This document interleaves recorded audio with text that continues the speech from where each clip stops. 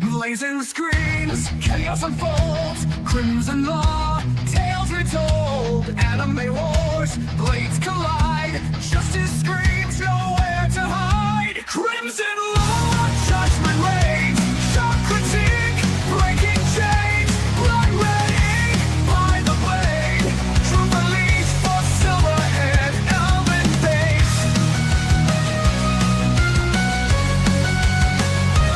Elven face.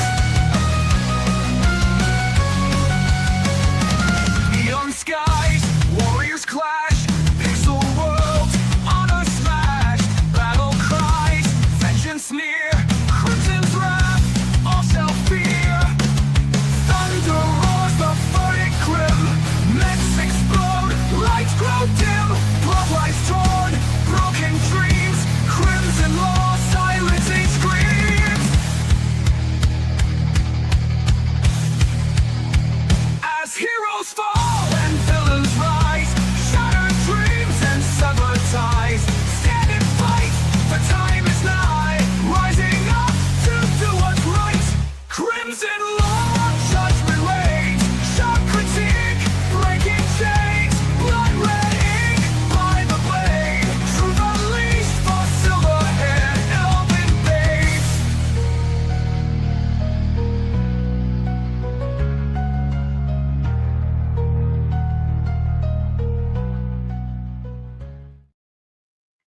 Good evening, everyone. How are we doing tonight on this fine Saturday night? Now that just about everything is aired, and well, I didn't catch all of it, and I blame Muffler Tape and Biggles, Muffler Tape, for deciding he wanted to pick a fight with me on Discord, and Biggles for distracting me by playing Battlefield. It's all their fault that I didn't watch 2 anime. Fuck them. I'm kidding. So tonight we got a decent bit to talk about. Not only do I have, seasonal anime stuff that I always talk about, not only do I have chat's recommendation to talk about, but we have the Chainsaw Man movie and a couple of manga. One that has actually sort of debuted this week, and another that I reposted on Twitter because there was some news that came across my feed as far as it goes, and I wanted to talk about it again because I actually like this manga. So, that being said, hello to chat. We have Jeremy Turner, Muffler Tape, and Marcel so far. Thank you guys all for being here. I appreciate it. And with that said, before anything else, though, I always got to talk whenever I go to Barnes and Nobles about the stuff I pick up. So last week, or I should say Sunday, I went and I think I showed this. I don't know if I showed this on Biggle Stream or not, but I did a bunch of stuff for catch up. So I got a bunch of Kaiju number 8 volumes that I don't have in my collection that I'm gonna have to read now. There's that. Can never go wrong with a little bit of Full Metal Alchemist. So these are hardcover ones for Full Metal Alchemist, and I like that. So I've been slowly grabbing these as well. So there's number 2. Obviously, got to throw on a little Witch Hat Atelier with volume 13.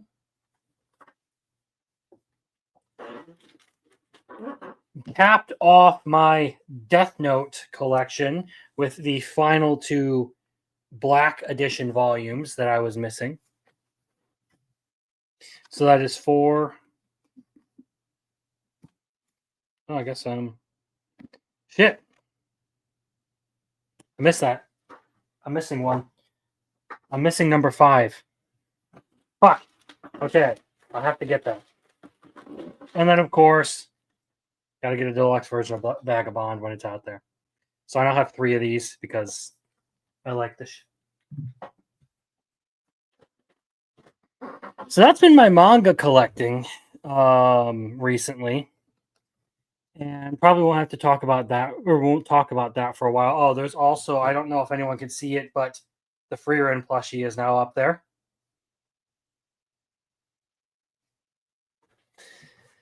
Frieren joins the gang. But with that said, that's pretty much how things have gone.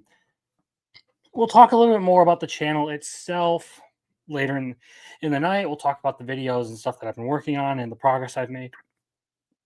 Pardon me, jeez. For now, though, we're going to talk about this new manga that just recently came out. So this is Witch Riv. It just aired. The first chapter is out. And it's like 83 pages.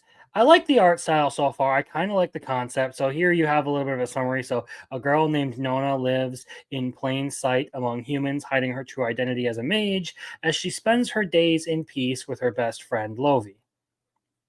But one day, Noah uses magic to fix Lovey's glasses and subsequently catches the attention of the Bureau of Magic Surveillance. A simple good deed becomes a trigger that sets Noah's destiny in motion, or Nona's destiny in motion. So this is like a dark fantasy sort of thing. It's a little bit along the lines of like Kingdoms of Ruin or Kingdom of Ruin.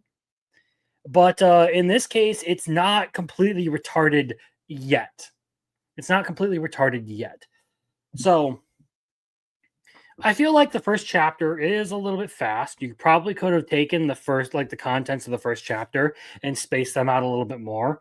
But I guess it really wanted to get into the heart of the series. So rather than doing any sort of like slow roll development, they really just give you like the big biting moment that sets the whole story up right out the gate.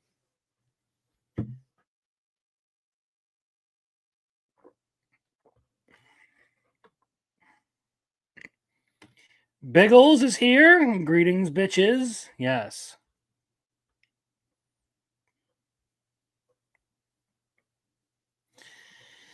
But yeah, this one,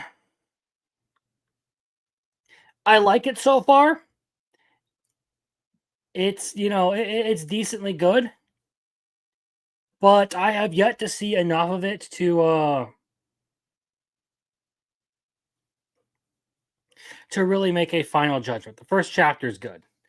Bold of you to recommend something and mention Kingdom of Ruin in the same sentence. Well, I mention it because it has a similar sort of start as Kingdom of Ruin, except for it doesn't do it in a fucking retarded way so far.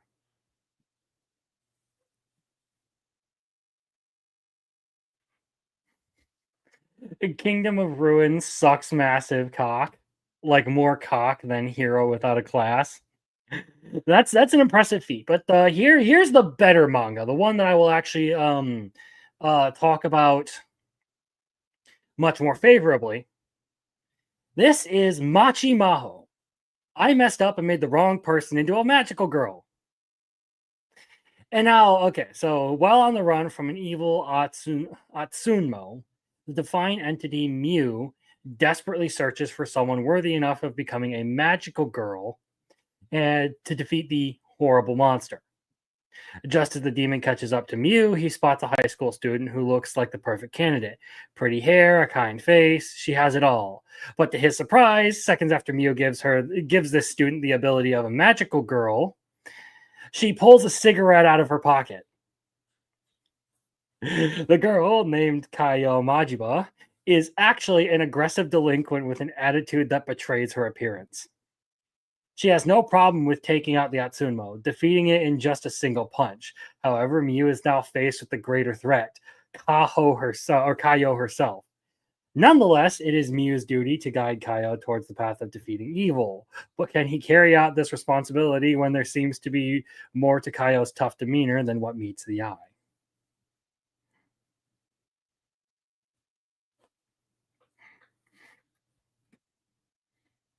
So basically, Machi Maho is it is literally like delinquent girl Sailor Moon. The main girl is a chronic smoker. She is violent and vulgar, and all around just like the most aggressive person you will ever meet. Like there's even like this whole like love interest shtick that's going on, and like she's constantly beating the shit out of her mascot character, and like even has like a secret facility where she goes to relieve stress that's just like made for her to beat shit up.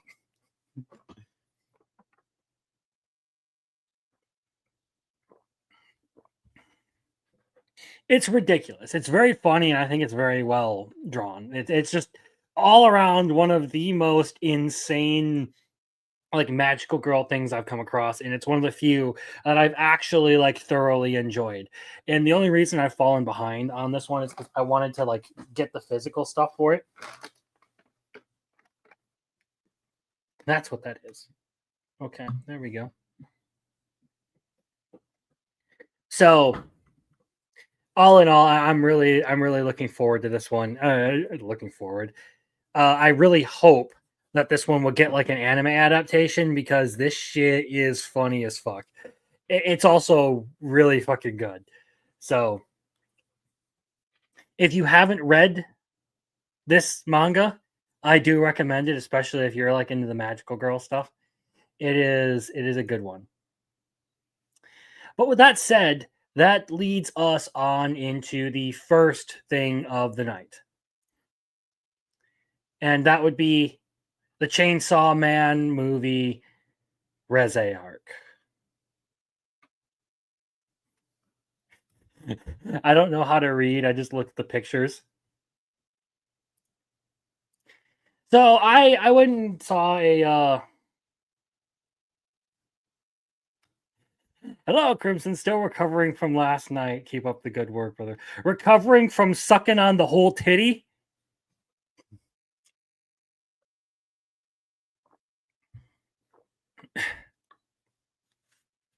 I was reliably informed that you were sucking on titties last night. So there's that.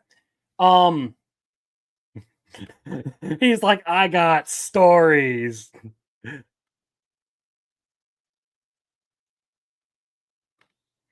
Speaking of manga, I think Best Girl is going to win 2.5D Seduction.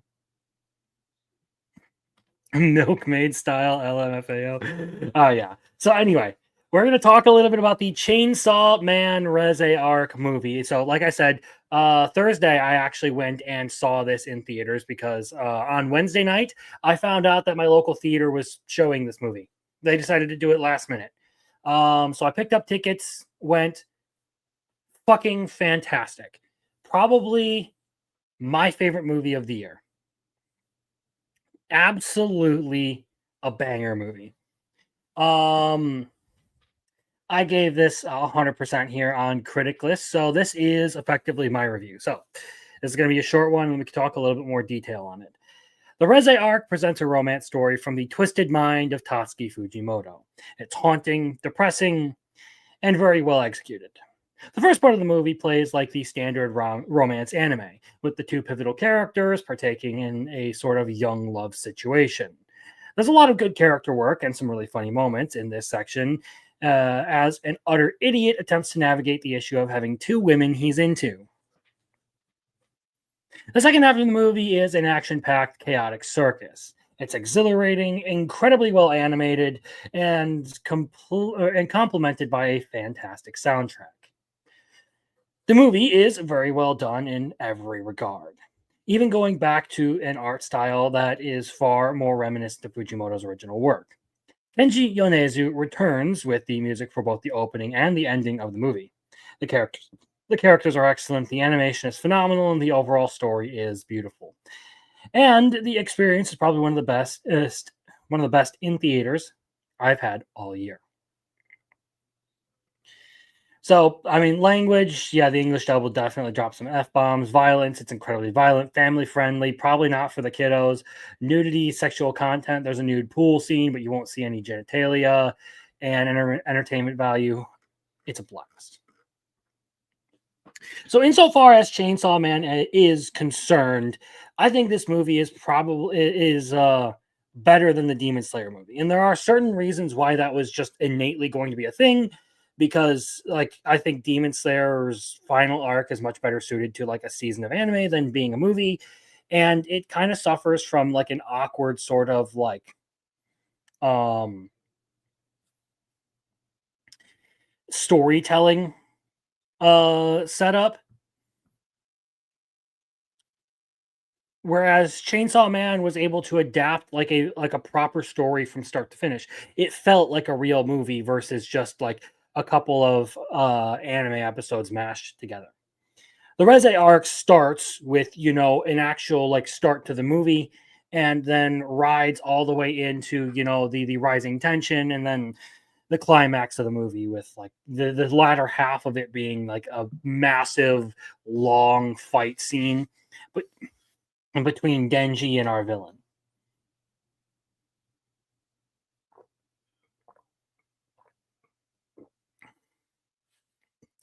It does a really good job of characterizing Reze, as well as we get some good stuff for Aki and the Angel Devil as well. Power isn't around, so there's that. And Makima is still Makima, so we'll continue on. But I think it is a very excellent story, and I won't do too many spoilers to anyone who happens to be listening who didn't see it already. Um, and like that final fight scene, I really really liked. While I will say the Demon Slayer movie had better animation, I think the action in Chainsaw Man was much more entertaining, much more exciting. I would say it's better in this movie. I like the art style that I like the way that Mappa animated this fight. It felt very chaotic the way it did in the manga. It captured the sort of like insanity of everything that was going on. Their art style complements everything that goes on here, and the choice to go back to Fujimoto's art style, I'm okay with it, but I still did prefer season one's art style over this. It's just a personal preference. I respect it because I like the idea of emulating the author's work and everything, and being as close to the source material as you possibly can with any adaptation. But I still think that season one's art style and art design was just better. Kind of the same thing I feel about Attack on Titan. I like the way Wit did things versus the way it actually looked in the manga when Mappa took over.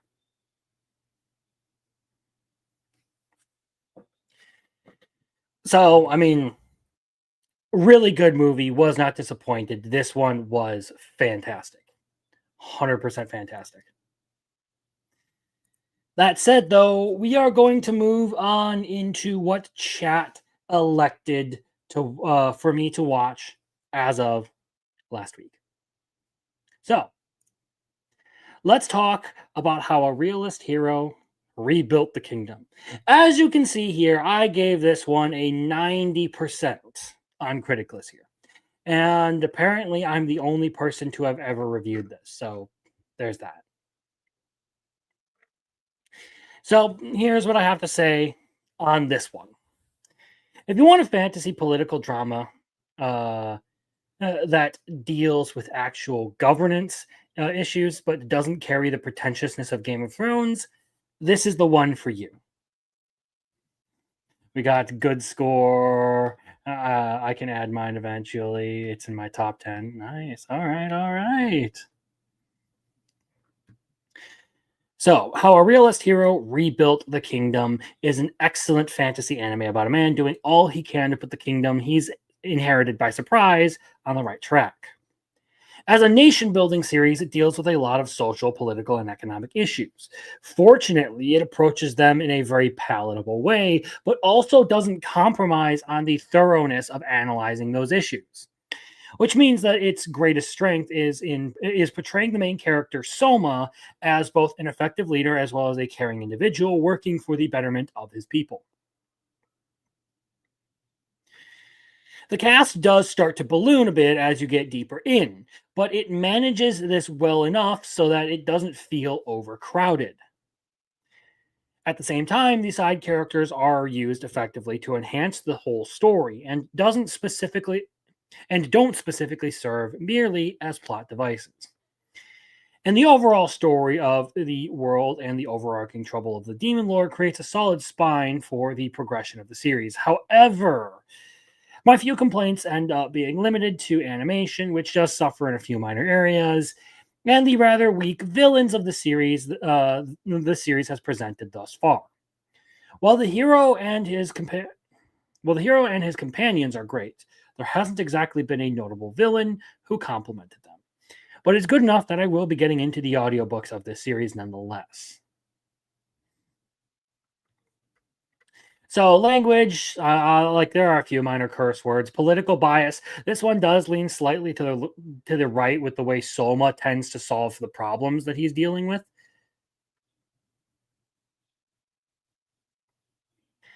Violence. I mean, there are a few fights and a few deaths, but it's rather tame. There's a little bit of blood and all that. It is very family friendly. It's a pretty wholesome show, but it's information heavy, which would be hard for kids to follow.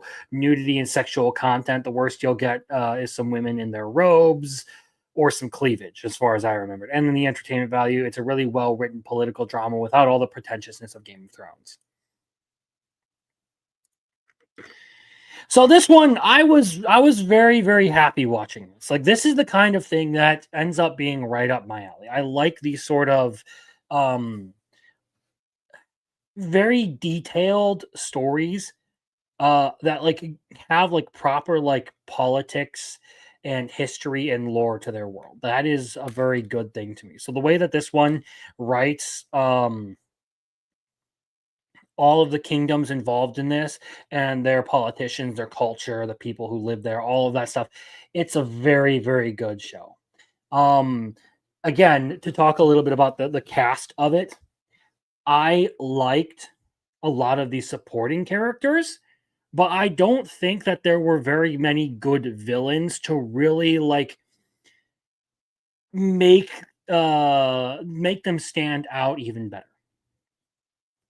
The best you can get would be Gaius during the war with the Principality of Amadonia.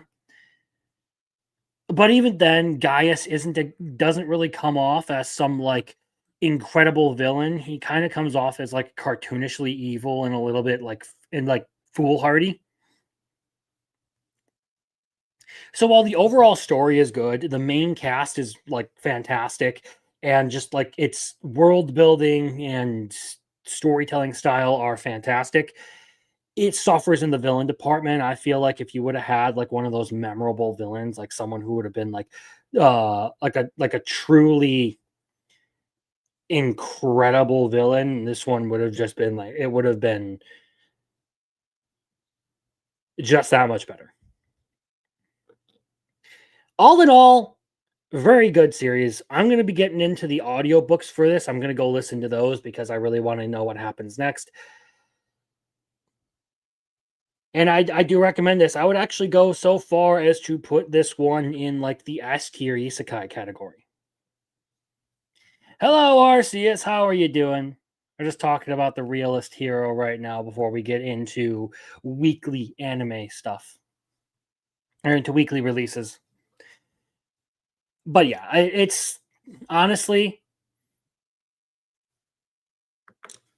it's solid. It's an S tier anime, or it's an S tier isekai anime. It's going up at the top of the list. I really thoroughly enjoyed this one. But with that said,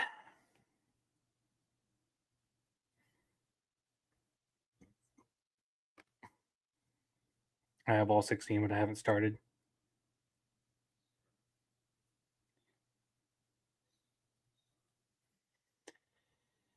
With that said, we are now going to talk about weekly anime. Oh wait, no, actually, there's one more thing that I think we do need to talk about before we get any deeper, and that is going to be talking a little bit about what's coming up next week. So I should have pulled that up.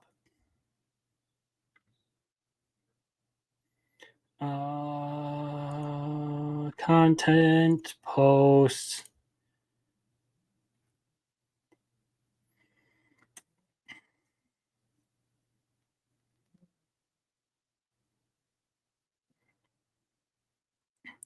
So, as of what won the poll for this week, It was the legendary hero is dead by a singular vote. And now, was I in fact really tempted to rig this to for Asobi Asobase to win? Was I in fact tempted to make two accounts and vote on this? Absolutely I was, but I didn't. We're leaving this open and honest because I am a respectable person and I do not do things that are cruel or abusive of my power.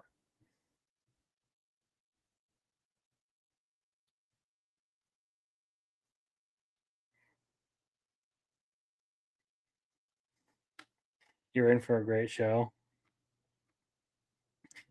I would have voted on my 6 accounts. So Biggles was gonna rig the election. All right, got it. Anyway, so the legendary hero is dead is what we'll be watching the next week. So keep in mind for those of you who want to participate at the end, if there are more than 4 people around, we'll be entering your names into a random generator, and the top 4 names on that generator will be the ones who get to choose one of the entries on the list, and then the rest of the channel will get to vote on the list. Well, that said, now we can officially move back to where we were last week as of the anime season. So, this is where we were. This is how everything looked as of last week, and we will now be moving into talking about may I ask for one final thing. So,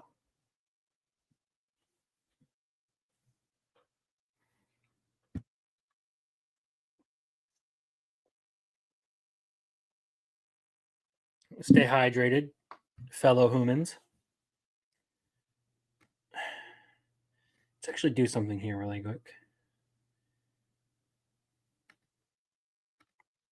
I can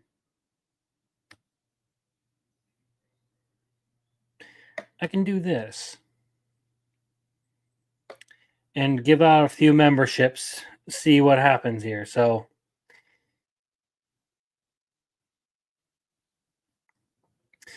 Crimson Law sent 5 gifted memberships. I'm not going to cheer myself. And they went to Roland New, Ronnie, Nithish Kumar, Rolando Ramirez, and the Grey Pilgrim. And Biggles Mets with the 10 Crimson Law memberships. Holy shit. That definitely does get it.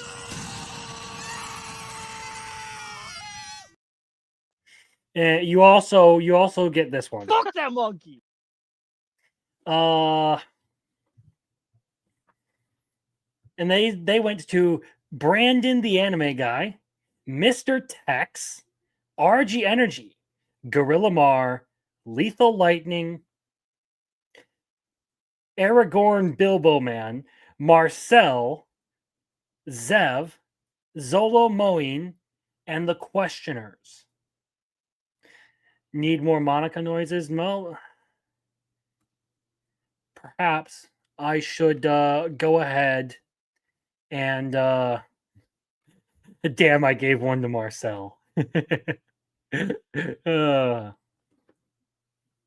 So perhaps I should actually work on that compilation. Either way, I appreciate the 10 gifted, Biggles. So may I ask for one final thing? Let's talk a little bit about the best anime of the season. So we do get a little bit more commentary on the Terra Netza situation with her being from another world. And obviously our group does not believe it. They just kind of dismiss it as a bunch of like mad rambling from the prime minister who is trying to get himself out of the trouble.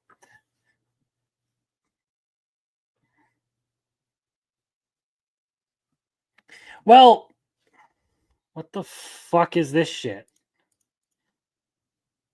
Fuck off. I definitely need a different browser that blocks ads, okay? I'm gonna fucking take care of that for next week because I'm getting sick of this shit. Anyway, can close that out and that out. Fuck off.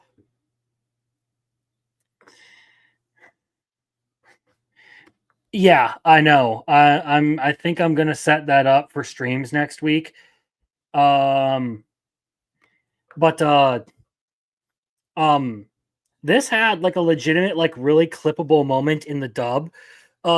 Because the prime minister's scream in the dub is fucking hilarious.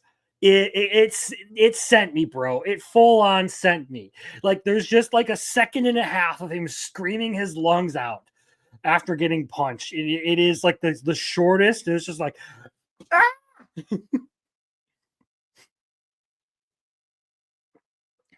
Jeremy Turner with the $10. You guys got to stop doing this, man. I got to come over here and actually pull up the clip. Come on, man. $10.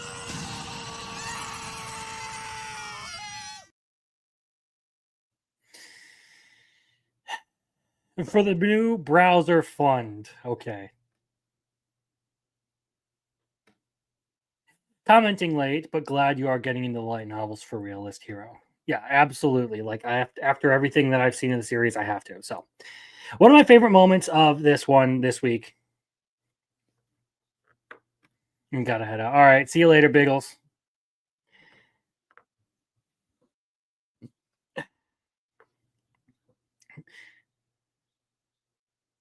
Need to go take more meds and pass out.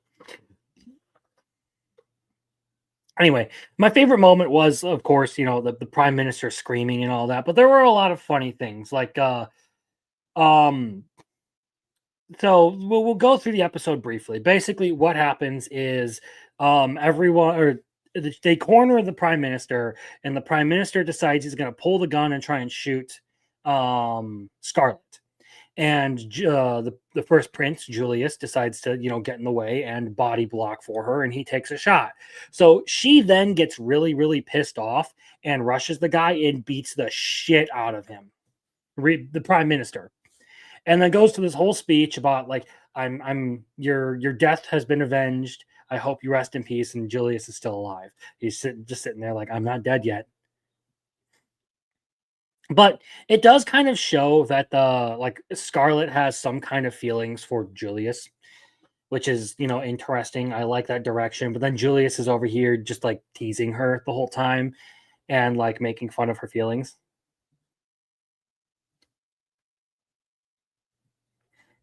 And that last minute pull out on the proposal was phenomenal. Man, he's fucking being a dick to her. Anyway, we then get a bunch of like recovery shots, basically, where like you have all the slice of life stuff, like Scarlet taming a pet dragon and all that. We do get a few comments from the prince of that foreign nation who nearly died because he got sent flying.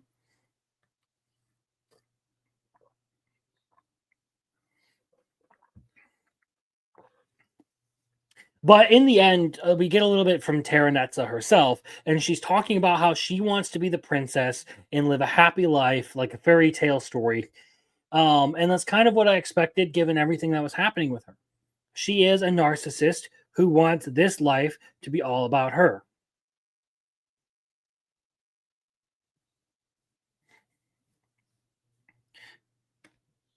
I actually want to see her with the masochist prince. They're a dream couple. Either way, I genuinely have enjoyed this show. It's just been really funny. It's one of the few that made me laugh out loud this week. Then, of course, we come over to Gachi Yakuta. Let me erase my notes for this.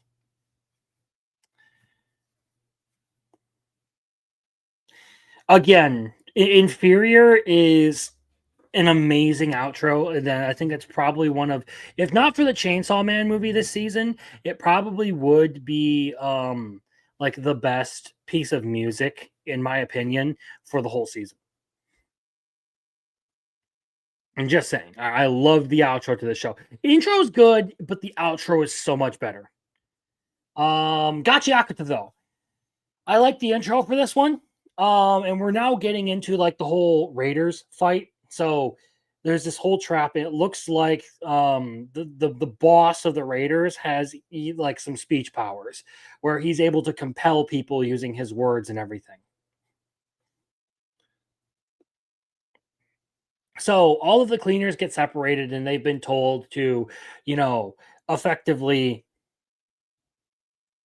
and sorry, the Raiders have effectively been told to eliminate the cleaners, and it looks like everything's going to be a tough matchup and all that. But I don't see any of these characters dying, so that's that. It was funny to see Rio have her whole freak out moment over the cockroach. I thought that was kind of funny, but it was a random distraction from a couple of the things where, like, we're now getting into some of the deeper issues of the series. Like how was Rudo able to see that vision of the future? Is that the Raider boss's power at work? Was that something he was doing? Or is that something that just sort of happens to certain people who wield the Watchmen series of items?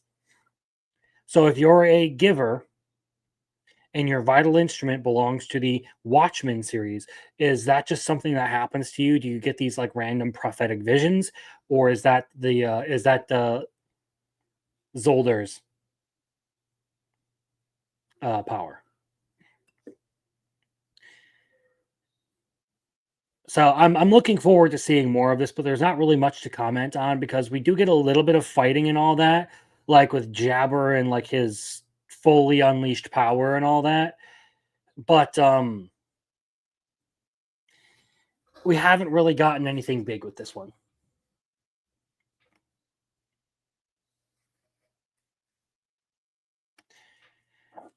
I don't know. I have lost all interest in Gachiaka. That may drop soon. Well, that's unfortunate because I've really enjoyed the show.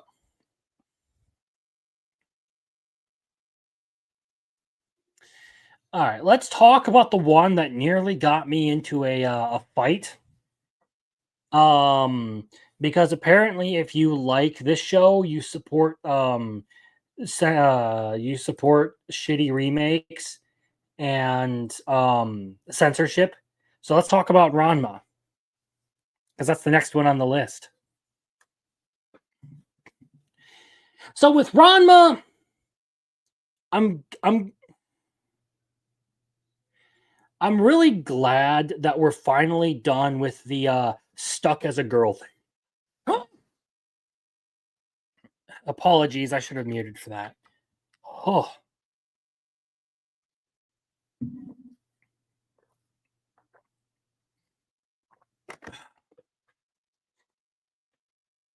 So we have this whole thing where Ranma's finally able to become a dude again at the end of this episode. But before that, we basically get a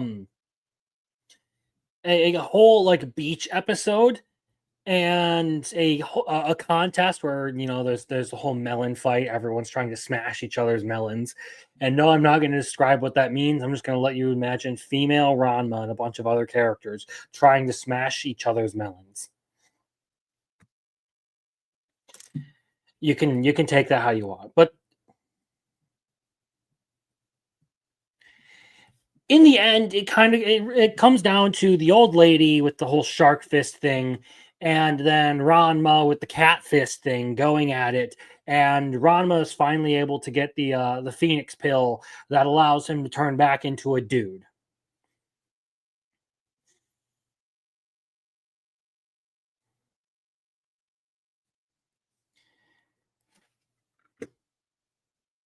So it was an entertaining episode. Probably wasn't my favorite episode. I think the first two episodes are probably its strongest this season. But I have enjoyed it. It's just it was dragged down by the fact that this whole like stuck as a girl arc was wearing on me. I wasn't enjoying it very much. So I just I couldn't get into it as much, and I don't really have many theories on where we're gonna see what we're gonna see next. It's just kind of a chaotic show. Um let's see. Campfire Cooking in Another World would be the next one. Again, I really liked this show. Um So in this episode, they have finally decided that they're going to go into a dungeon. Sui has decided that Sui wants to go pew pew, so everyone's going to get their chance to go fight. But before that, they had to get the dragon processed and everything. So Makoto, I believe that's his name, how his name is pronounced. Makoto goes around getting supplies and stuff. So he goes and buys a stove, which unlocks new recipes. He has Sui make him a pure mithril sword, which seems a little bit overkill, knowing that the knife was able to cut through dragon flesh. And then, of course, our main character gets a blessing from the God of War himself, and it's a defensive bonus.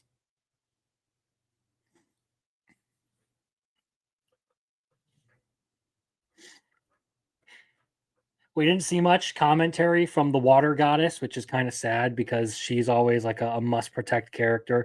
I kind of enjoy it when she's around. It's funny, but I enjoyed it. I liked. Again, this is one that really benefits from just like the cooking element of it. It's a good adventure series. Like it's not top tier adventure series, but it's good. And that is complemented by like a fun like set of character dynamics, not just between Makoto and his familiars, but also between him and the goddesses and the gods, I should say. Um and ultimately it benefits from actually making like the cooking look good and the food tempting.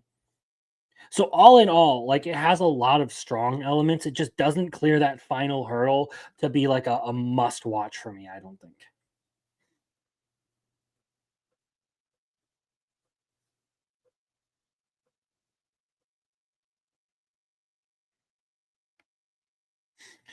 The highest praise that can be given for this show, my 8-year-old who hates reading is not willing to wait for the dub of Campfire Cooking because he loves it so much he'll watch it subbed.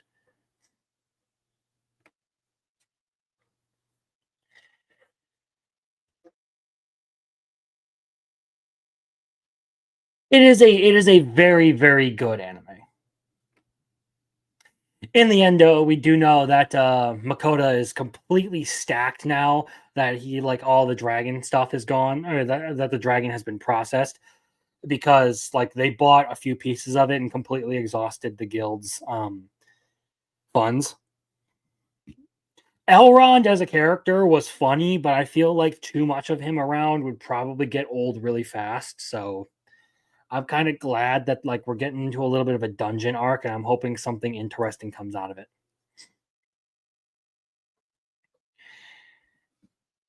Either way, that brings us to Unlimited Gotcha. Where is that out here? Okay, so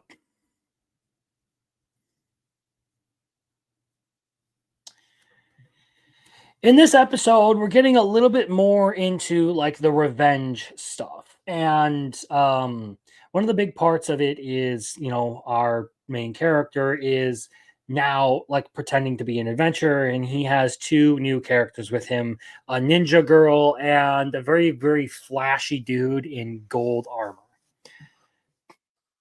So they're pretending to be adventurers. They get into a bit of a scuffle with an elf who has a giant sword and everything, and they're able to tell the dude off for cutting in line. And we're still seeing a little bit of like the anti-human discrimination, and we do get to see that our main character's whole village was torn down.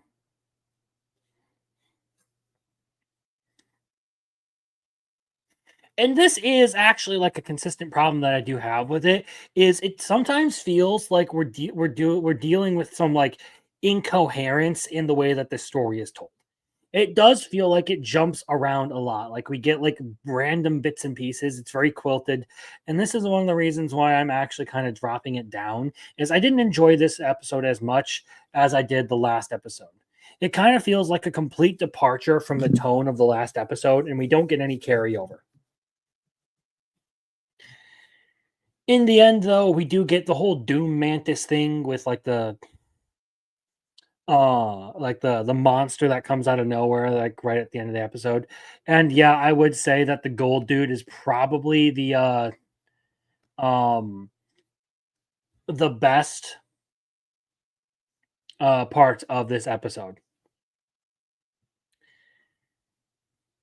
So in the end, it just I want more of the revenge stuff. I do like setup and not blitzing the plot. It just this latest episode felt like it didn't really fully follow what was going on.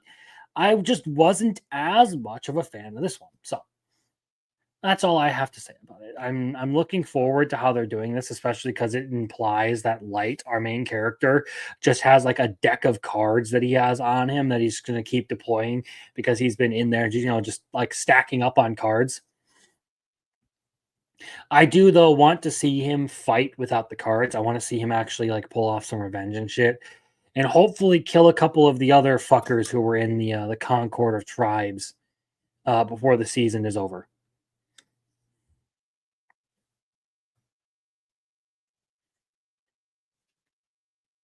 So, Sanda. Let's talk about Sanda.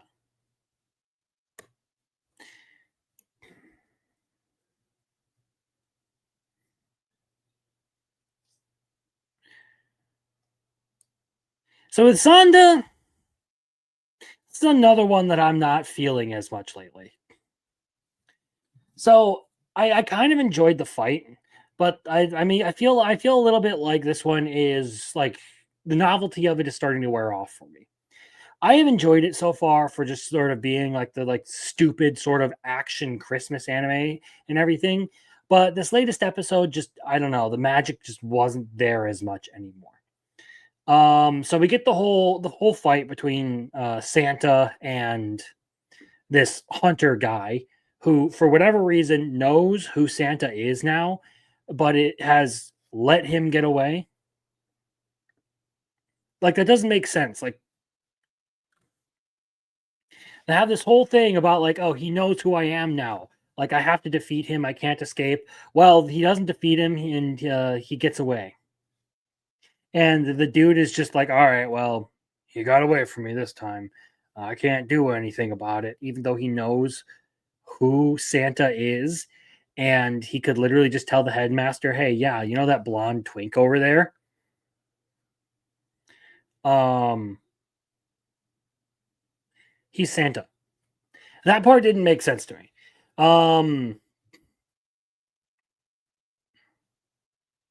The fact that like none of those fucking bullets were able to kill the guy. I don't know. I'm just not feeling it as much. But it does Sanda isn't bad. I just don't like it as much as I thought I would. It's gotten a little bit more boring over the past couple of episodes. Like I've enjoyed it up to this point, like but at the same time I'm just its style of writing just is sort of not for me the longer I go on with this. Like we get to the part about like the control over the kids and everything, and like how all their lives are basically decided for them and there's no room for creativity and all that. And I get kind of the message that the creator is going for with this one. um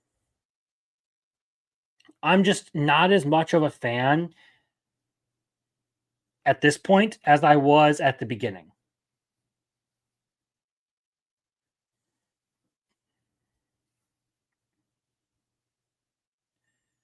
All right, so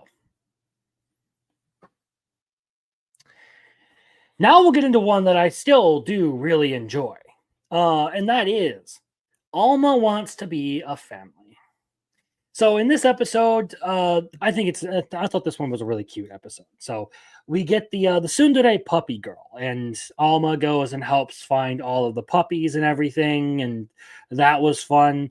And then Alma decides that she's going to go to school, and is doing a bunch of like ridiculous stuff at school. like projecting things onto like uh screens and doing the whole presentation. She's just like casually has control over it and nobody is fucking questioning it.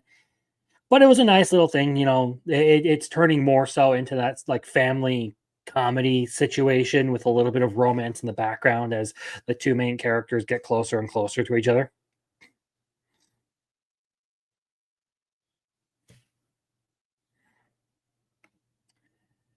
Yeah, same, Marcel. I was really hoping we would get a bunch of crazy Santa shit. Mm, I don't know if you guys heard that, but my brother was just screaming like a fucking maniac.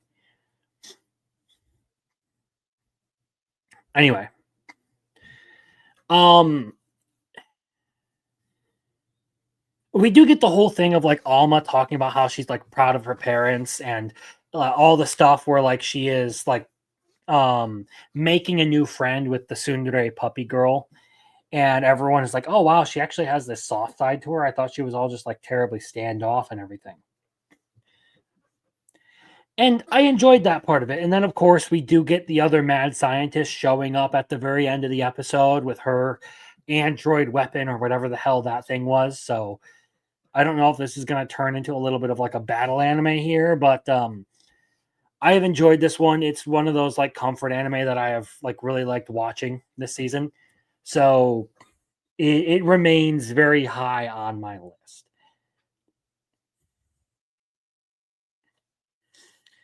Next, as Jeremy has referred to it, the Sticky Fingers anime, Dusk After the End of the World.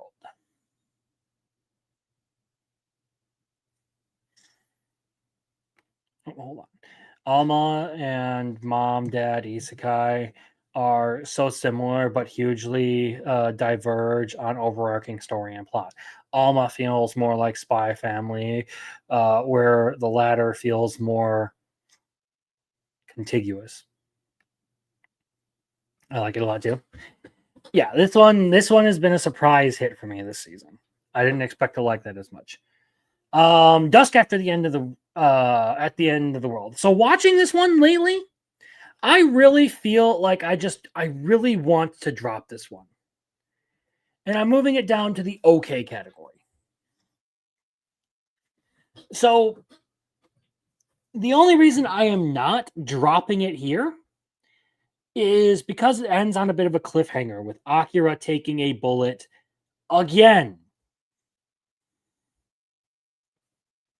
And if we don't get something good out of this one's going straight to the bin. There is a chance that we get something good in the next episode, but I don't really feel like it's going to be one of those things where I am super committed to it.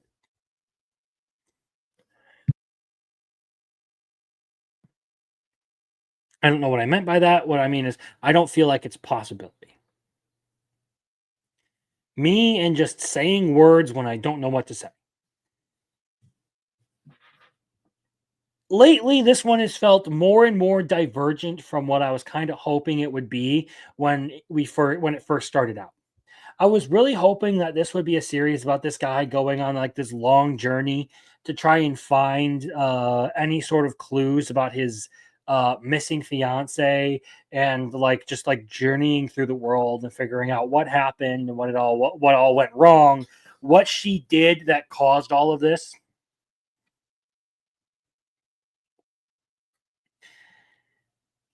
But lately it's been so all over the board. Like the last episode wasn't that great. This episode, we get like the whole like sibling love thing that's going on.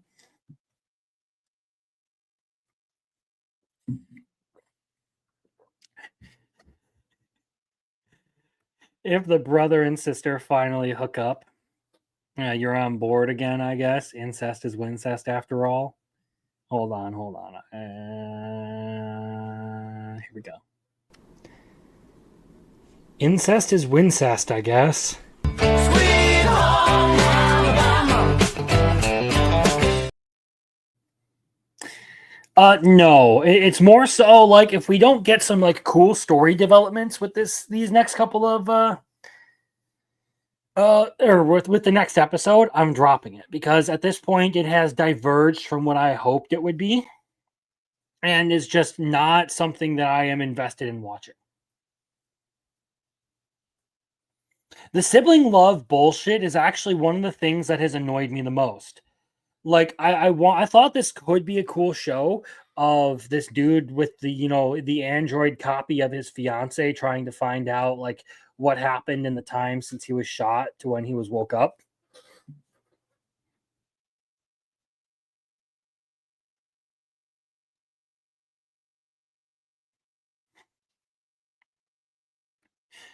Yeah, but they should be moving on since they're headed to Tokyo, so it's not like we'll be around for the three-toed kids. Yeah, no kidding.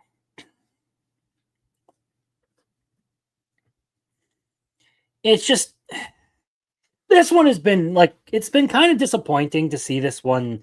Like it started got really interesting in the second episode, and then from there it's been like oh oh okay. I want to drop this one because I'm not enjoying watching it, but I just need to know like what's going to happen next, like what's going to come out of this whole situation.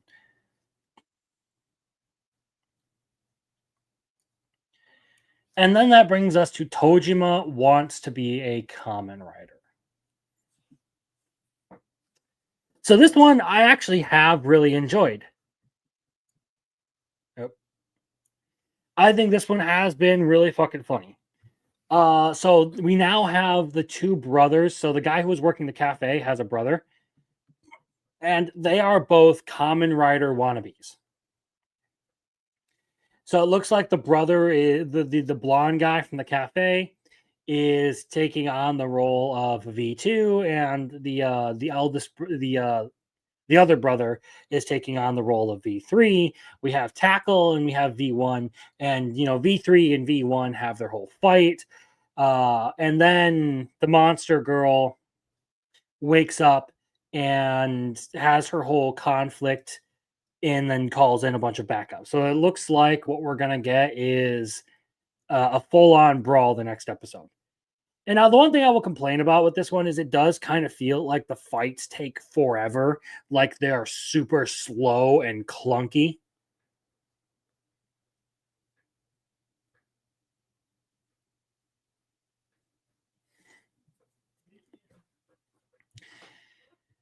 And I gotta respect the hell out of the brother for like seeing the teacher's tits and like nearly folding.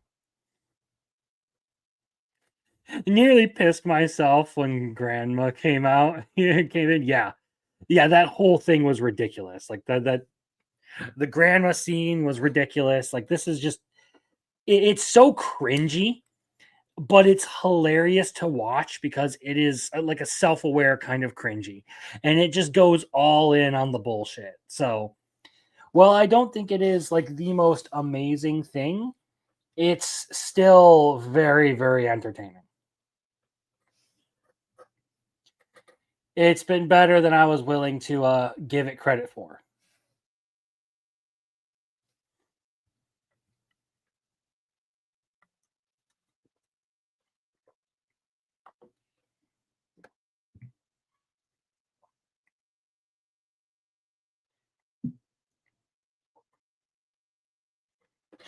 Also, I gotta respect that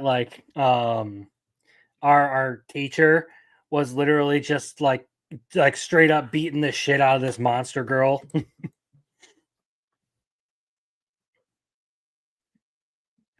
In the same vein as Red Ranger, you think? I think this one's more entertaining than Red Ranger, to be entirely honest. So there's that. That brings us down to the interesting category, though. I would agree. I think it's better than Red Ranger. While there are certain things about Red Ranger that I do like more, like it takes on a little bit more of a serious story, I think this one has far greater entertainment value. Tojima Wants to Be a Common Writer has far greater entertainment value and has been far less annoying with its tropes.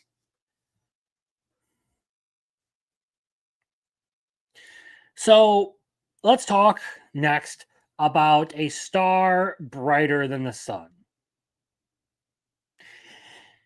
You know, I'm going to say it. If this anime would just have its goddamn confession already,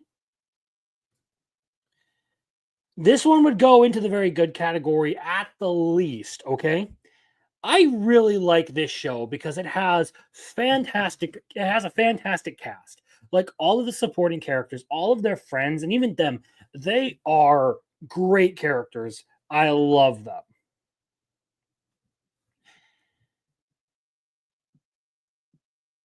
The issue is like this romance is two people beating around the bush when they both very clearly should just confess and make out already. And that is the frustrating part of this is like she has this whole like heartbreak moment when like it's pretty clear that our blonde guy was talking about her. He's sitting there talking about like how much he like respects her and how he feels like he's inferior to her and all that.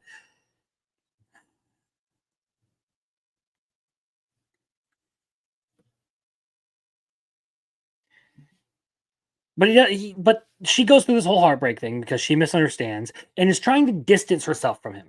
I mean, at least they made up by the end of it, and they're still going to be friends and everything. And she's not going to continue on ignoring him. But like for crying out loud, like the dude is like flirting with this chick, um, constantly, and is like always around her, and she is just like, oh well, he doesn't like me. He can't like me. He's too good for me. They're both sitting there like she's too good for me. He's too good for me. Fucking hell! Just one of you, like, bro, you need to grow a pair of balls and confess to her. Go and tell her that you love her. The boy really irritates me. He keeps talking about that other girl. And it's not just the female that believes that he loves another one. Look at the comments. Half the audience already believes it.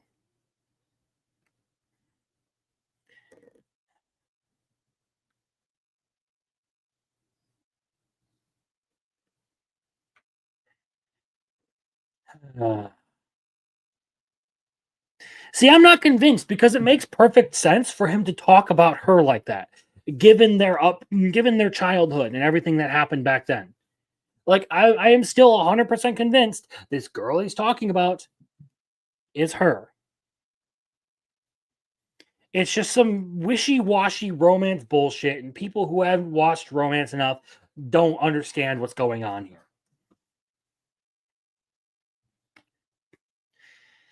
The characters really do carry me through it, even though I am frustrated with their whole dynamic there.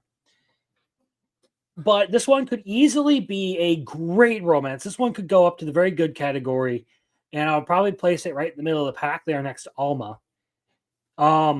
If not for the fact that they keep dodging each other every time.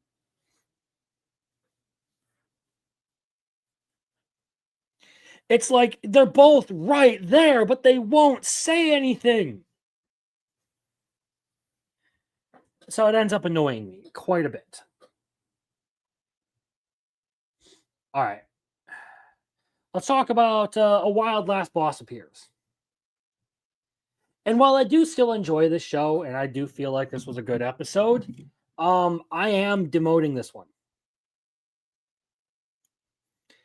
It's going down in for one specific reason, and that is our main character, in order to get around, decides to make a talking RV. And it was at that point that I was just like, oh, fucking hell.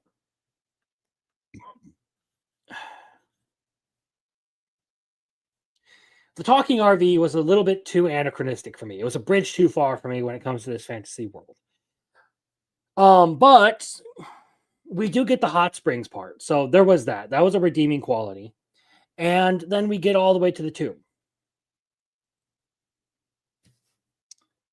No. The RV can go fuck itself.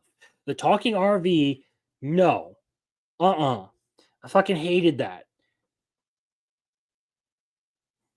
Oh yeah, I forgot the sex changing frogs. That was kind of fucking weird. like they didn't handle that whole topic very well. That was just kind of very blunt and amateurish the way it did it. Um, but it wasn't a horrible episode. We do get a little bit of like cool stuff as like they're going into the tomb and all of that. We do get to see Ares absolutely fuck up one of those golems. And everyone's just like, wow, little lady, you're impressive. And they're all just like, no, Ares is a dude. He's got a cock and balls.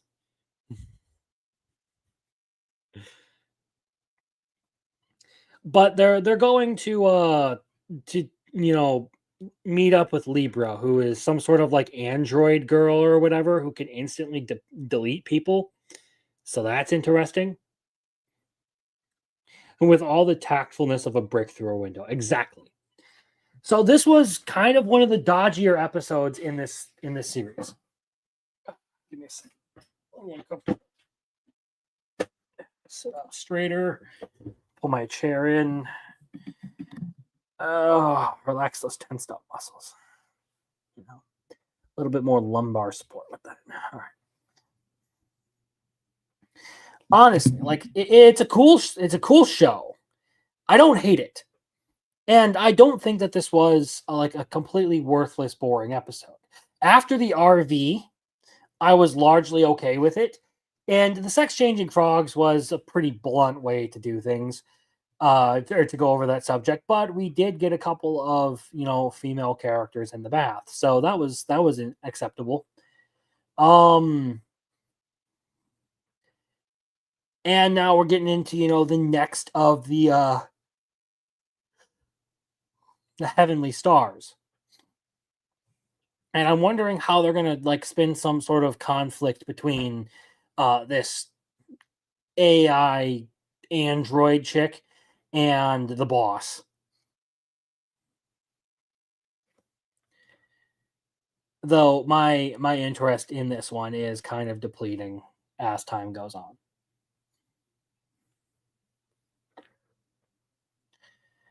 All right, let's go to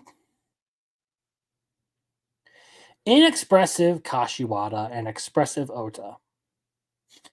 I love this show. I really do enjoy this one. What the fuck, muffler tape?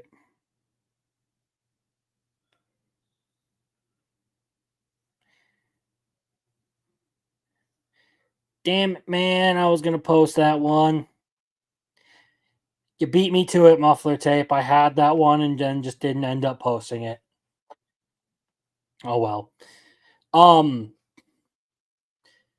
So in this episode of Inexpressive Kashiwada and Expressive Ota, we get the whole movie date thing. So Ota decides he's going to try and troll Kashiwada by asking her out to a movie, and then they go on their whole date thing, even though Ota says that he doesn't consider it a date or all that.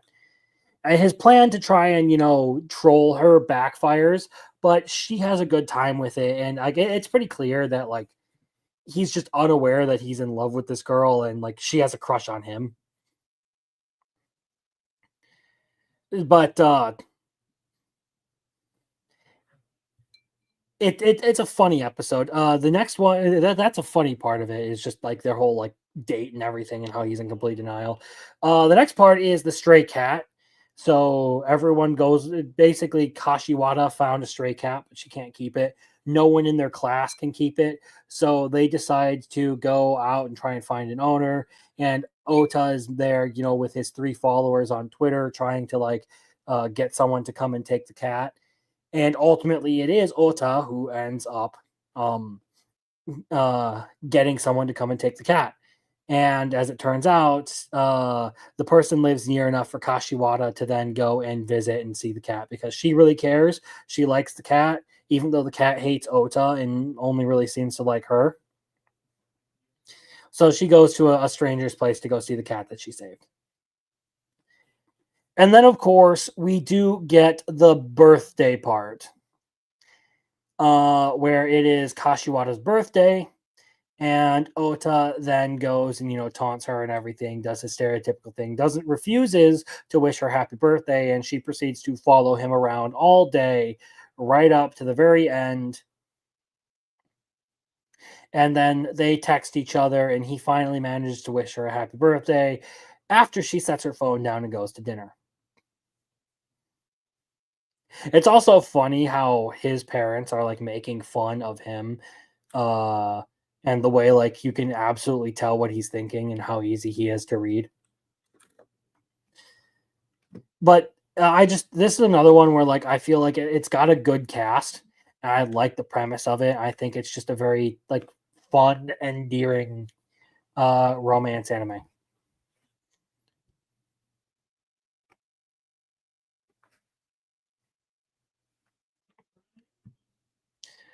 That brings me to Chitose is in a Ramune bottle. So I don't know how he managed it, but Kenta, the nerd guy, somehow managed to slim down in 3 weeks. Impressive, but maybe he wasn't that out of shape. So I respect it. But in all of the coaching that Chitose has given Kenta, he has now become the target of bullying from some of the other people in the group, and that starts to make him feel self conscious about everything, and he starts to have his doubts and insecurities, and he starts taking that out on people. So you get to like the soccer scene, um, and he basically ends up like feeling completely humiliated for being dragged out on the field, not being able to do anything. He starts taking it out on everyone. He misinterprets Chitose's banter as bullying and has his whole breakdown and everything. So I'm wondering how they're going to solve that. It's a pretty character drama heavy series. I don't hate it so far, but again, this one has yet to give me something that has really truly hooked me in on the series.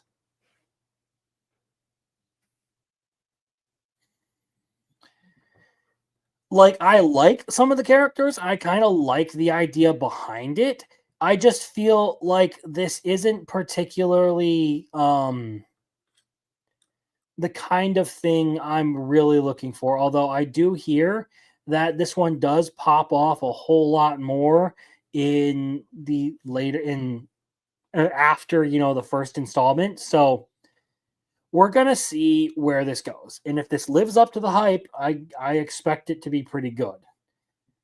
However, from everything I've seen so far, I don't know how you could really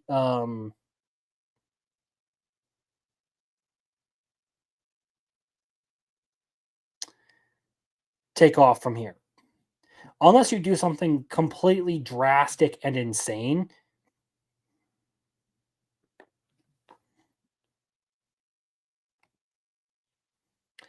I'm not sure.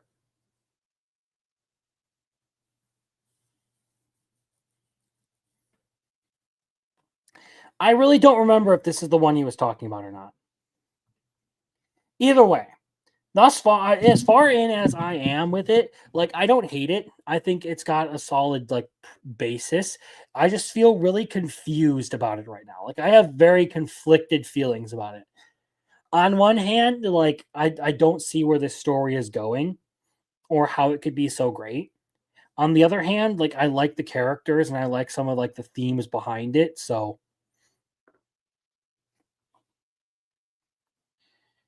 howdy, JM, how you doing?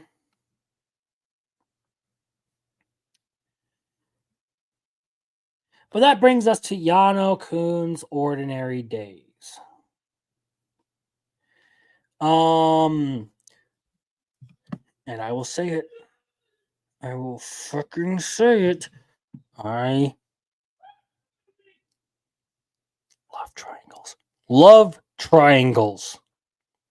Fucking love triangles. Except for this time, it's two dudes going after the same girl. So at least there's that. Anyway, so whoops. In this episode, we have the other sporty dude who almost lost to Yano. Last episode is interested in our main girl, and he is like doing this whole thing, but he is very keenly aware of the fact that she is in love with Yano. Either way, he decides to go like do the whole investigation into like why is Yano so special? Why does she like this guy? And ends up becoming friends with him. No, it's not really a love triangle so much as like this guy just like sort of confesses to her and then moves on. Like accepts that he's not gonna, um he's not gonna get this girl.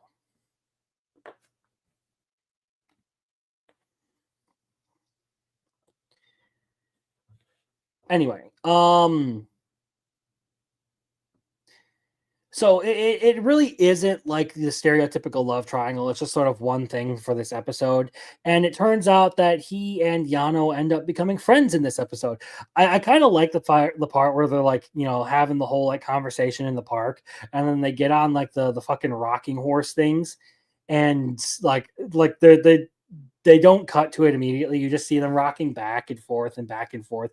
And then it cuts back to just a couple of teenagers riding those things. And then Yano decides to go full on like I'm gonna pretend like I am biking a mountain pass and everything, and then gets sent fucking flying. But in all of this, Yano is completely oblivious as to Yoshida's like crush. So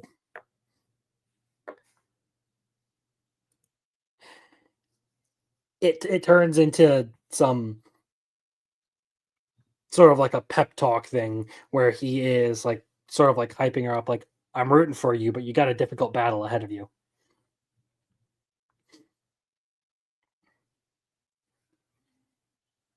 I've enjoyed it thus far. I like its gimmick.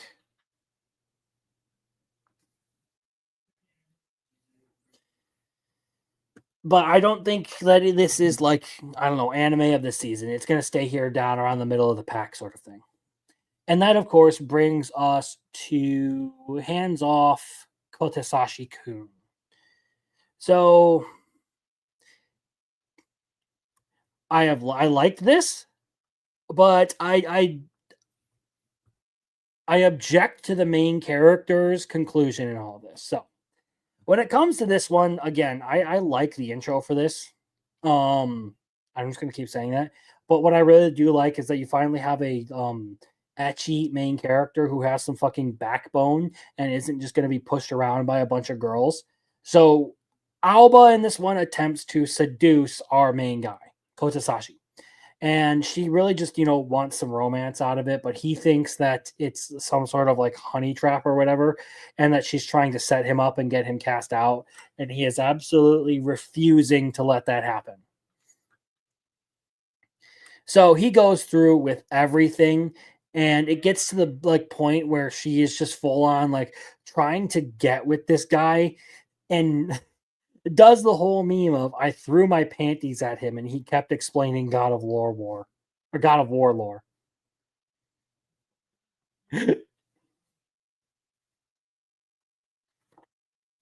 She throws her panties at this guy and he still continues the fucking massage and everything.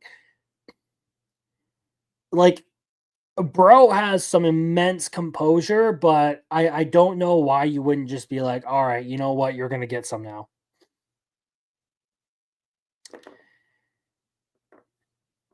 Because I mean, if that happened, we wouldn't get the other girls um we wouldn't get the other girls' titties. So I guess there's that.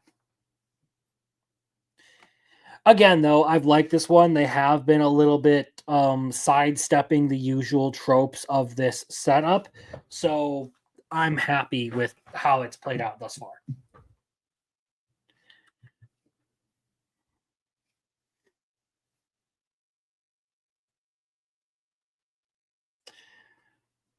Fortunately, the next one is right here.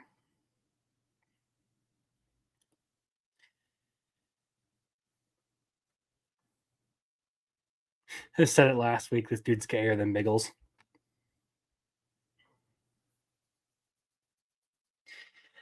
So, so Spirit hero reincarnated.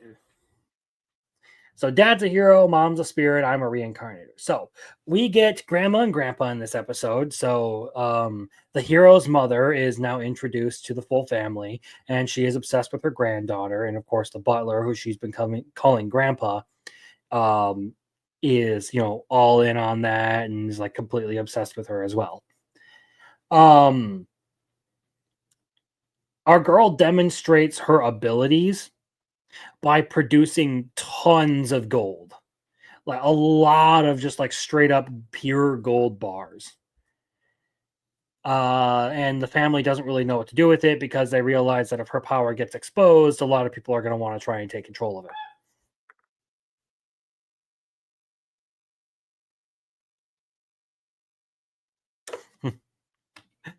No, I can't make fun of him for a week since he gave me a subscription. Sorry, Biggles. Well, you'll have to tell him that next time he's around. Anyway, so the big thing that happens in this is the hero uses his daughter to bait out the prince's letter and everything, because the prince is really interested in trying to figure out why the heck the royal family can't communicate with the spirit world and everything. And he underestimates how intelligent our main character is.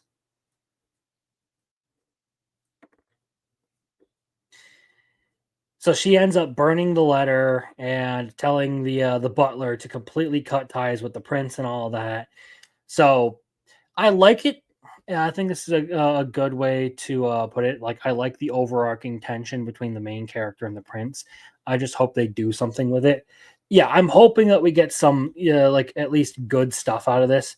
And I'm hoping we actually get to see, the younger brother's family, because apparently he has a kid as well, and there's some stuff going on there.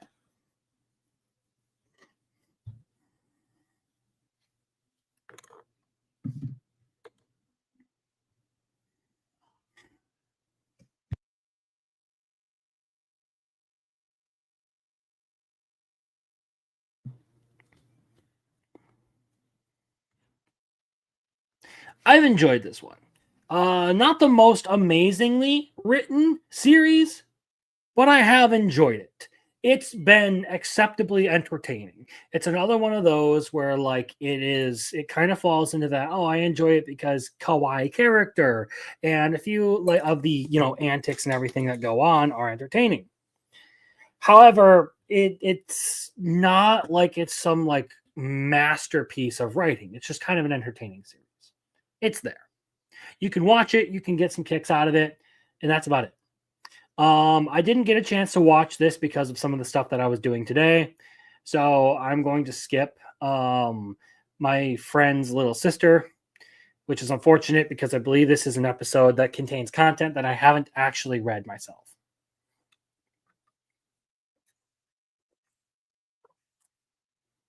And the mother is a dime.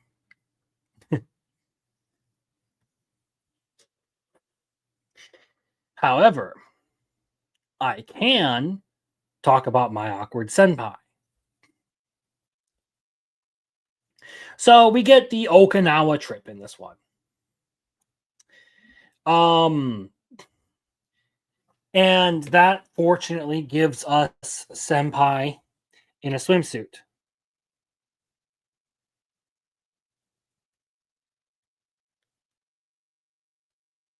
Little Sister was a big backstory episode. Well, I'll watch it here sometime soon, probably after the stream. But I didn't end up getting to it because I was busy with some stuff, and like I said, some people ended up holding me up. Biggles, because I was playing a little bit of Battlefield while watching some of the dubbed anime, and he decided to join in, so there was that. And then of course there was my argument earlier with Muffler Tape. Peace, not piss be upon him. I'm kidding. We're cool. We were just fucking around. Anyway, so I like the swimsuit shot. I like a little bit of the character stuff that happened with this one, and then of course we get the shared hotel room trope that happens with these sort of adult workspace rom coms, where like they're supposed to have two rooms, they end up with only one, so they end up staying together.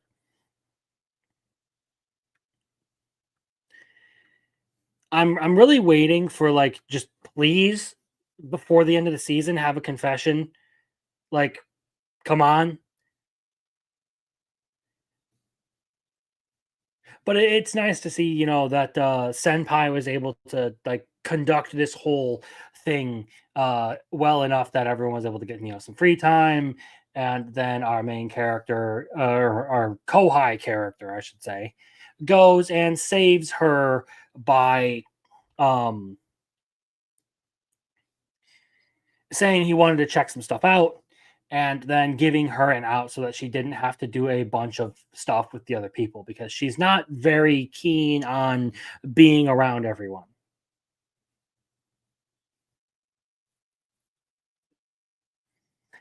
Yeah, I do agree with that. This is one of those where like I don't think I'll forgive it if we don't get a confession by the end of the series, by the end of the season. Like I enjoy it, but it's going to feel like a lot of wasted time for me if we don't get a confession.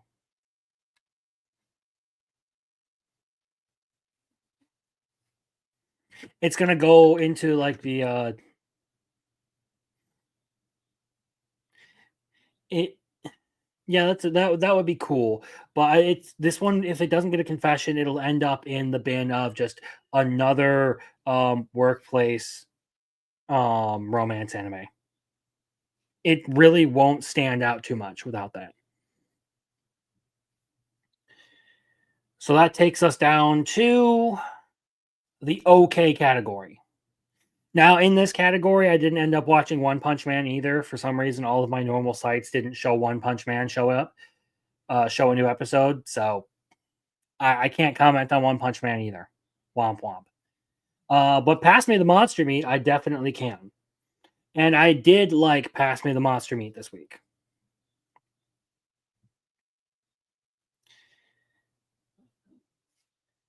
So, what was entertaining about this? So, we get a more romance oriented episode, and this is one where like our two main characters are are like into each other, and they're full on pursuing this relationship, and she's going off to live with her fiance and all that. They have this whole thing where they're exchanging compliments with each other, like, what do you like about me, what do you like about me, what do you like about me. um so I liked the whole romance element. It really wasn't focused too much on like the trying to like cook a monster or anything. It gave me what I wanted. Now, of course, the stepmother is still a bitch. And for some reason, I get this feeling that like she's such a cunt. I almost get the feeling that she was somehow involved in our main girl's mother's death.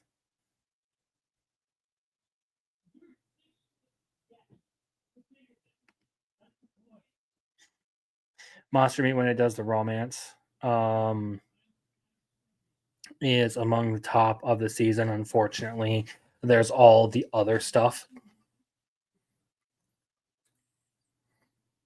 I don't think it's among the top of the season, but it's certainly much better when it does the romance stuff. And but coming off of the last season, this one kind of fills a very similar place to Betrothed to My Sister's Ex, and it's just not as good as that.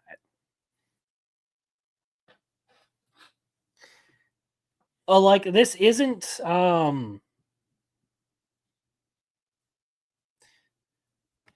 yeah, exactly. She seemed to have a hate boner for her and her mom. It's yeah, the stepmom is a cunt. She can fuck off. And I somehow get the feeling that she might have killed the other woman. Anyway, like I said, it's a solid anime, but it occupies a similar niche to a much better anime that aired last season. So that comparison is fresh in my mind. It's not as satisfying as something like Betrothed to My Sister's Ex. So while I do like it, it's just not quite there.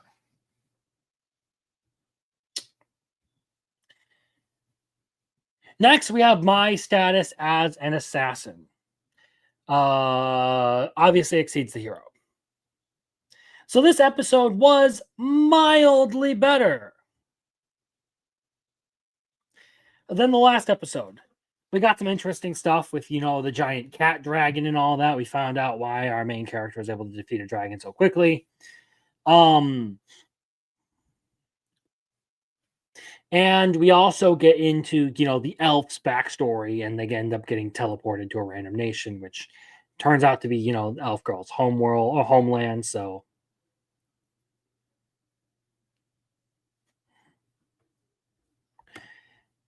yeah, there's probably going to be something like that. Although they do have that whole magic contract that guarantees that the marriage won't fall through. They say. So I wonder how they're going to do all this stuff. Either way, I'm not really a huge fan of this one. It's been kind of weird. I feel like this could be better, but it just decided to like blitz through a bunch of storytelling early in the series, and it just kind of hasn't been the same since it did that. The animation hasn't really been all that good. The character is not that compelling, and now we're getting into some backstory for an elf girl who I she's not really all that interesting outside of being silver-haired elf girl.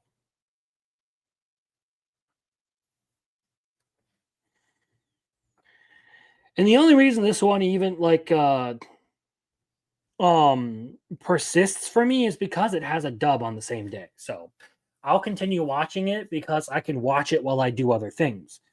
And it helps me manage my life a little bit better. But I haven't been particularly hooked. It does have those creative elements. Like that is a unique creative thing that it did. But I don't think that alone saves it or is enough to make me really want to watch this series continuously. Its saving grace ends up being the fact that like there could be something interesting that comes out of it, and it has a dub that comes out on the same day. So that's about it.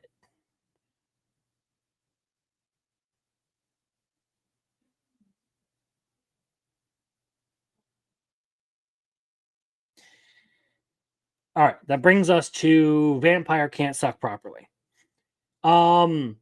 So I think that our main girl is adorable in chibi mode. I genuinely do really enjoy that. Um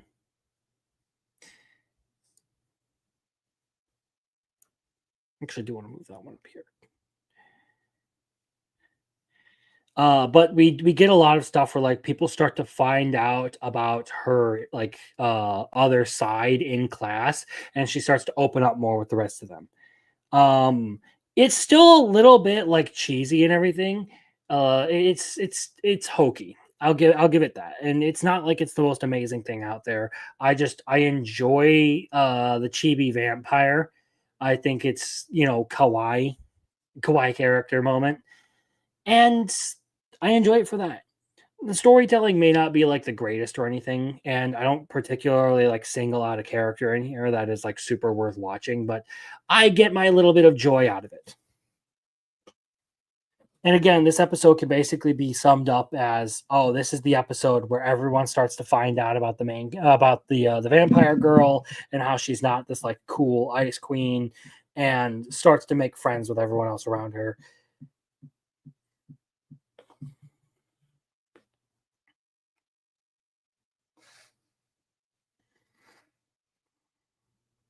So it is a very adorable anime, but I think that's about all the credit I can give it. Outside of that, I'm not really sticking around for much. Although I do genuinely like have fun with it. And then of course we get to Wand Dance, which is another one where like when it comes to Wand Dance, this is another one that I am sticking around because there's a particular character that I really do like that I think makes this thing watchable. And that is Wanda. I for whatever reason, I really like Wanda in this. I think she's hilarious. Like the faces she makes, her reactions, just like the way she's designed is like she look like I like Wanda. That is why I watch this anime. The mocapping thing that's going on, um, is a huge downside, if you ask me. There was one time where the mocap actually looked good, but I don't think that it is doing it as any favors.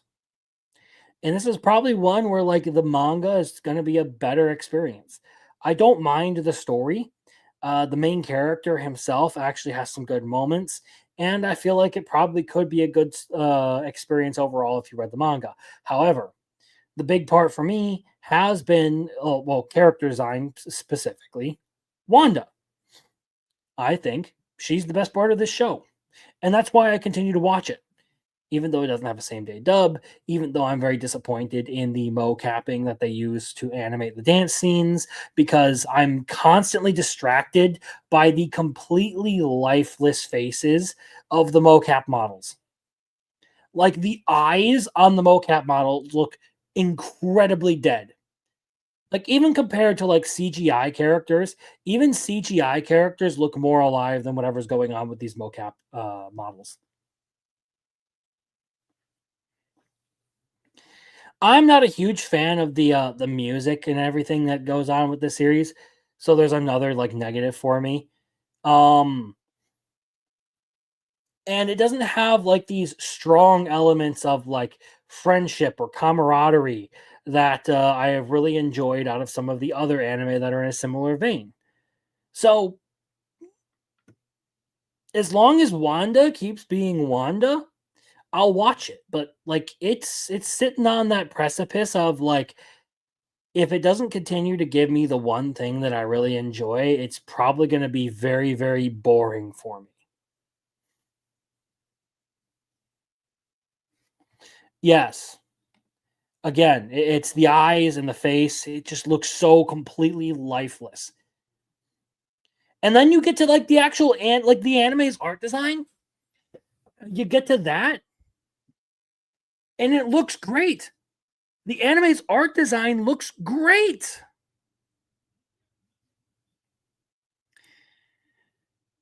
But the mocaps just completely take me out of it. They ruin the whole thing. Like I want to like this series because again, I like the way they draw female characters in this. I like Wanda in particular, and I enjoy having the main character around. He's not bad.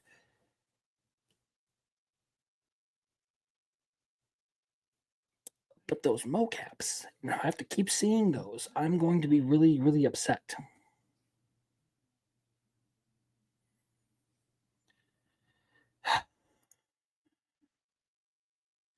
That said, this is this week's list. This is where we are at now. So we're going to take a shot of this. Oh, actually, no, that's wrong.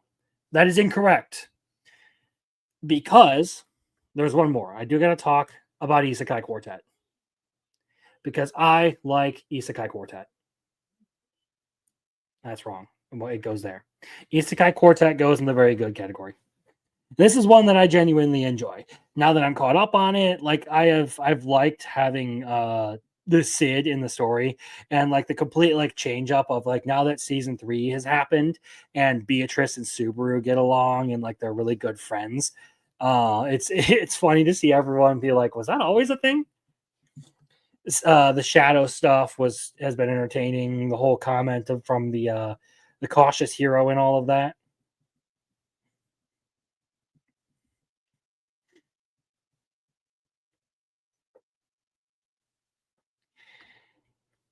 It's good. There's not really much to comment on with it. Like a lot of the characters are like very like accurate to their series. They're done very well, but they use that writing for like great comedy. So it's been very entertaining to see how everyone interacts and like how everyone responds to other characters. So oop, that's not what I meant to do. Isekai Quartet been a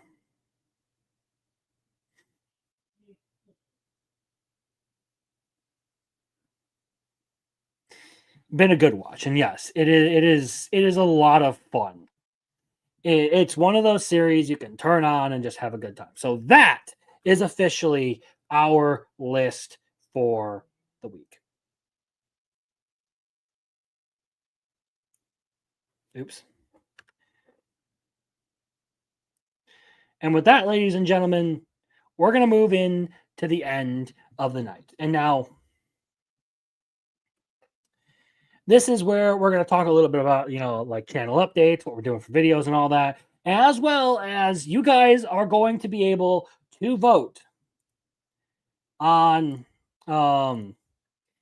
what we are going to watch next. So, how many people are okay? So, anyone who wants to, put in their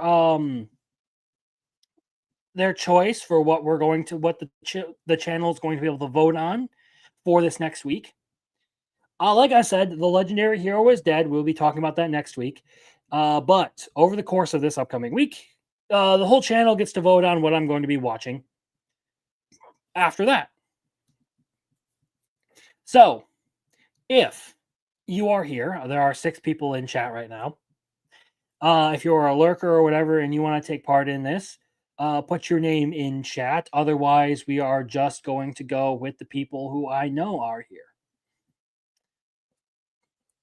And so far, we have Jeremy, Turner, and Marcel. And while I do that, stop sharing that.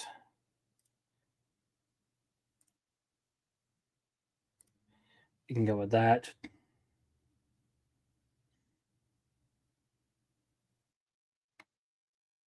We'll bring that up. Okay. So you don't have to give up on it.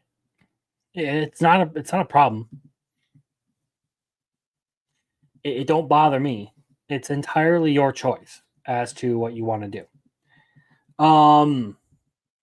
Anyway, so as for you said something about Grimgar muffler tape. So as for channel updates, I'm still working on the My Dress Up Darling video. It has been cut down now to about 45 minutes long, and it'll probably only get a little bit longer than that as I add more clips and stuff to it. But that is the cut audio. So the raw footage was about an hour long. The cut audio has gone down to 45 minutes of stuff that is actually relevant to the series. And now I'm going into full editing mode, and we'll probably spend the bulk of tomorrow working on this video because I do want to get it done, and I do want to kick it into high gear for other videos because we are getting into spring, and I haven't talked quite enough about some of the anime that have come out yet. And I do want to get back to making those videos, but I can't get distracted because if I start doing shit like that, weird process. So I will start doing the seasonal reviews here at some point and start talking about some of the anime that I've actually enjoyed. But for now, that's where we're at. We're still working on the My Dress Up Darling video. Also to note, this upcoming Wednesday, Fictionology Chainsaw Man. We will be doing Chainsaw Man Fictionology. So I hope you all will tune in for that. I hope that we have a good time with that one.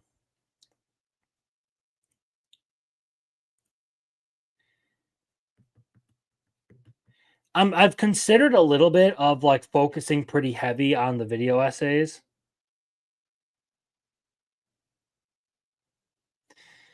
So there may be some more of that. I might do less seasonal stuff in the future and try to work in more of the longer video essay stuff that I kind of like to do, like the big videos. Hopefully I can find the right balance and working schedule for that. But that being said, it looks like we only have 3 people who really truly want to participate in this. So right now, it looks like Jeremy Turner is bringing Grand Blue Dreaming, Marcel with Asobi Asobase, and Muffler Tape with Grimgar. And that leaves 3 options. So we'll put this in here. Grand Blue.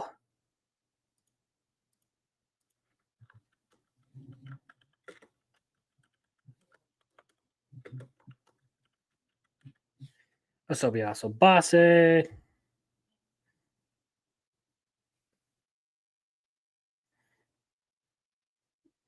And Grimgar. And now that leaves one more slot.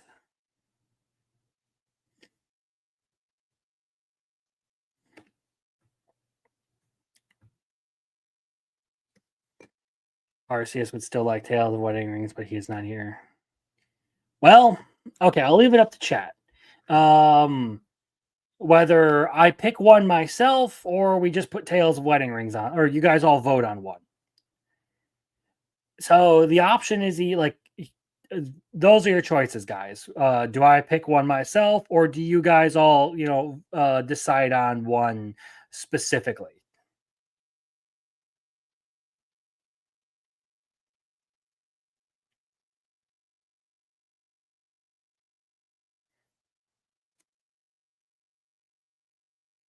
So Jeremy says you pick. What would you be picking? I don't know. That's what I'm looking for.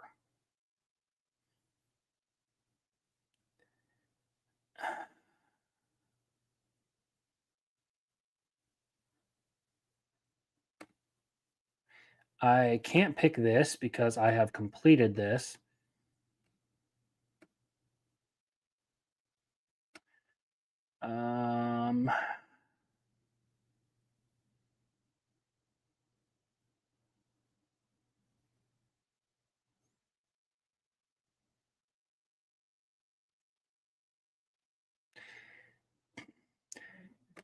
Yeah, I think you should pick. All right, you know what I'm going to pick? I'm going to pick one that I started but never ended up finishing. And this one's going to be a bit of a watch, but since I pulled off Realist Hero, I can do this one because it's one episode less than Realist Hero. I'm going to go with Spice and Wolf. That's what I'm putting on the list here. That's my choice.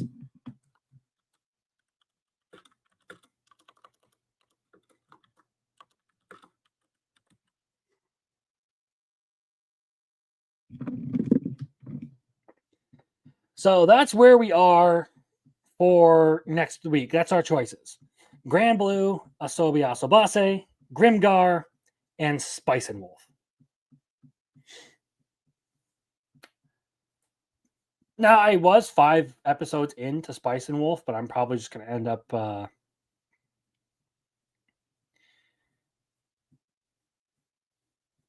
rewatching those. So those will be the choices for this week. So thank you everyone for tuning in, and especially to Biggles and Jeremy for the money they spent supporting the stream. That's always appreciated. Yeah, it would be the remake because there's a season 2 coming out, and I've been trying to I enjoyed what I watched of it so far. I just never ended up completing it. I didn't get very far into it. So